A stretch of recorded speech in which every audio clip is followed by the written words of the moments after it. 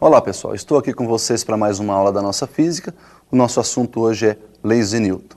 Vamos começar então com aquela pergunta para que você possa refletir até o final da aula. Seria possível um corpo se deslocar livre da ação de forças? Bom, vamos saber então o que é força. Força é um agente físico capaz de alterar a velocidade vetorial de um corpo e esse conceito então vai ser utilizado nas leis de Newton. Nós vamos começar então as leis de Newton. Primeira lei diz respeito à inércia. Vamos ao enunciado dessa primeira lei. Olha lá, princípio da inércia. Primeiro enunciado então que eu trouxe para vocês, todo corpo em equilíbrio tende a manter sua velocidade vetorial constante. E um segundo enunciado aí diz que um corpo por si só é incapaz de alterar seu estado de equilíbrio. Pelo que você pôde ver, o que quer dizer esse primeiro enunciado? Um corpo livre da ação de forças tende a manter sua velocidade vetorial constante. Está dizendo para você que todo corpo que está em equilíbrio, que tem força resultante igual a zero, não tem velocidade vetorial variando. Ele não muda nem a direção, nem o sentido e nem o módulo da sua velocidade. O segundo enunciado propõe o seguinte: você sozinho não consegue alterar a sua velocidade vetorial. Ou seja, se você quiser andar, você precisa interagir com algum outro corpo, no caso o chão. Para você caminhar, cada passo que você dá, você está empurrando o chão para trás. E ao empurrar o chão para trás, o chão te empurra para frente. Então aí houve uma interação, uma troca de forças. Vamos dar uma olhada nas possibilidades que nós temos para equilíbrio de forças. Dá uma olhadinha aí na força resultante zero. A força resultante pode ser zero em duas circunstâncias.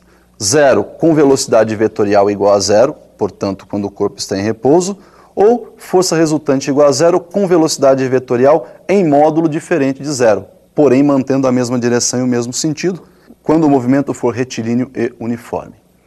Bom, então está definida aí a sua primeira lei, ou a primeira lei de Newton. Mas nós temos mais duas, e nós vamos então definir a segunda lei, que é também conhecida como princípio fundamental da dinâmica. Vamos à segunda lei do Newton. O princípio fundamental da dinâmica relaciona massa do corpo, a força aplicada a ele e a aceleração adquirida por ele. Então, quando você aplica uma força a um determinado corpo, este corpo adquire uma aceleração. Newton propôs que o produto entre massa e aceleração te dá a força resultante aplicada a este corpo. No sistema internacional, a massa nós medimos em quilograma. A unidade de aceleração é metro por segundo ao quadrado e, consequentemente, a força terá uma unidade que é o produto entre quilograma e metro por segundo ao quadrado.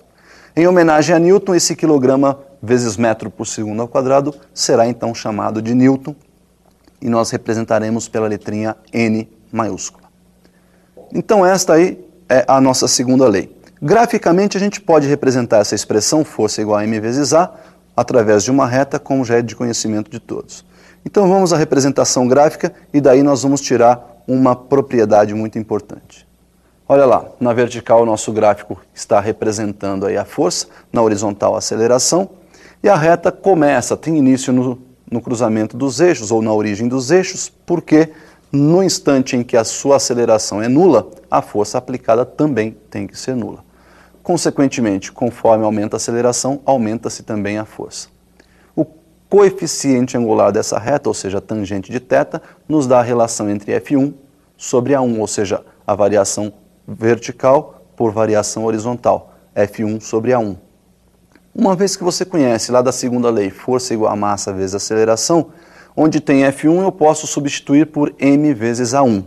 Daí então nós temos m vezes A1 dividido por A1, onde nós podemos simplificar esse A1 e concluirmos que a tangente de θ é numericamente igual à massa do corpo. Muito bem, então essa propriedade nós não podemos esquecer. Uma outra aplicação importante dessa segunda lei é com relação ao peso do corpo.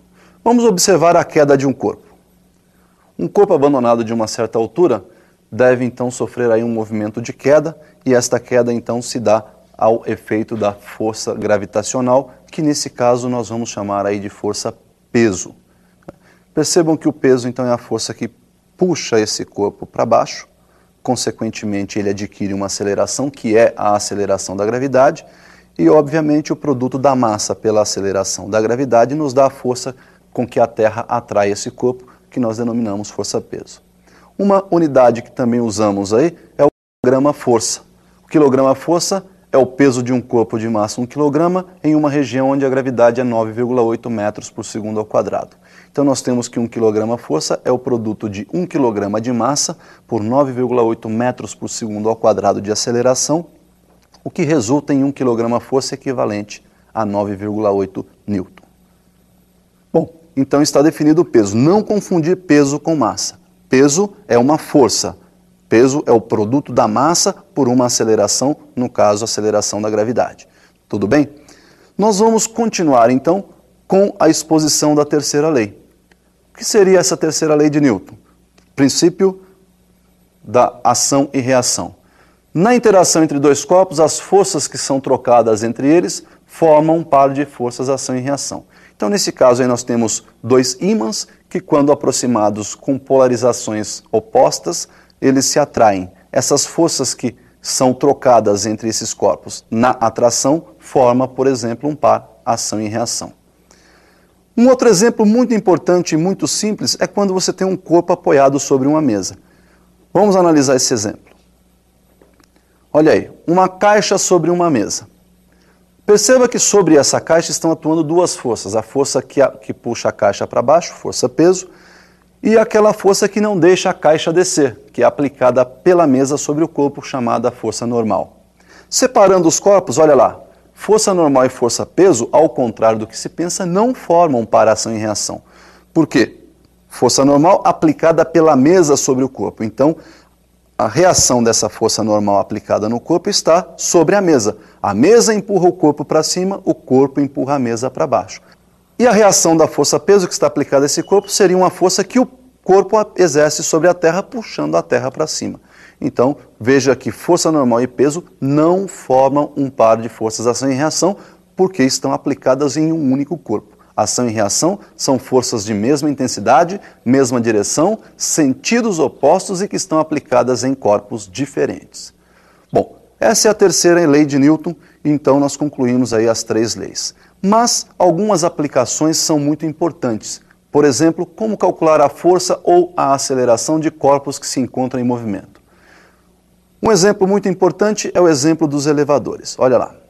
Se você tivesse um elevador e colocasse lá no seu piso uma balança calibrada em newtons, ou seja, uma balança utilizada para medir força, ao subir sobre essa balança com o elevador em repouso, nós poderíamos observar que o peso medido pela balança é o peso real dessa pessoa. Porém, quando esse corpo está em movimento, para quem já teve a oportunidade de andar num elevador, sabe-se que na subida ou na descida você tem sensações diversas. Ora você se sente mais pesado, ora você se sente mais leve. É o que nós chamamos de peso aparente. Então, uma regra bem simples para a gente não mais errar exercícios desse tipo. Se o elevador estiver subindo com movimento acelerado ou descendo com movimento retardado, a gravidade aparente dentro do elevador é a soma entre a aceleração da gravidade e a aceleração provocada pelo elevador nesse movimento.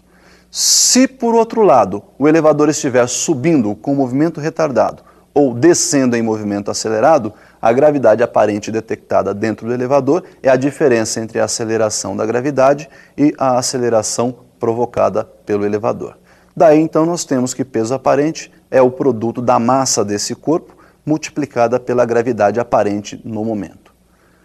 Bom, esta é uma das aplicações, mas nós temos uma segunda aplicação também muito importante, que seria um pêndulo em movimento.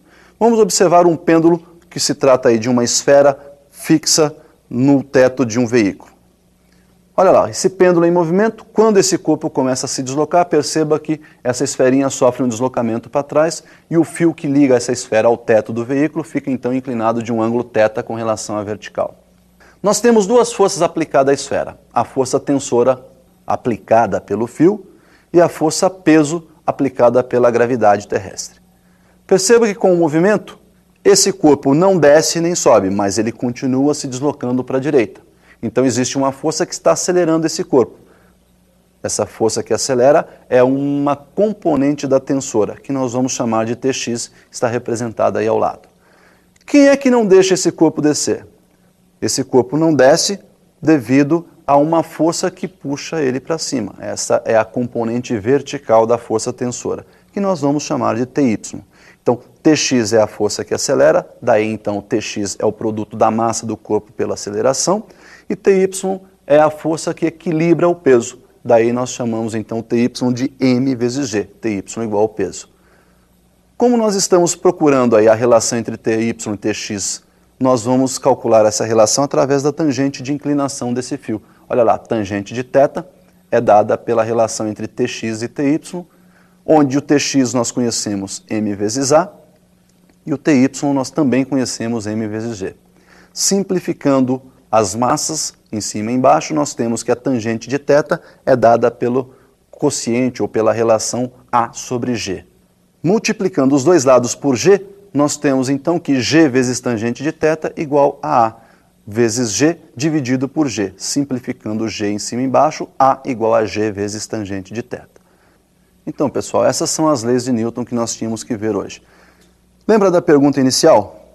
Seria possível um corpo se deslocar livre da ação de forças? Bom, primeiro nós temos que levar em consideração que o conceito livre da ação de forças não quer dizer ausência de forças aplicadas.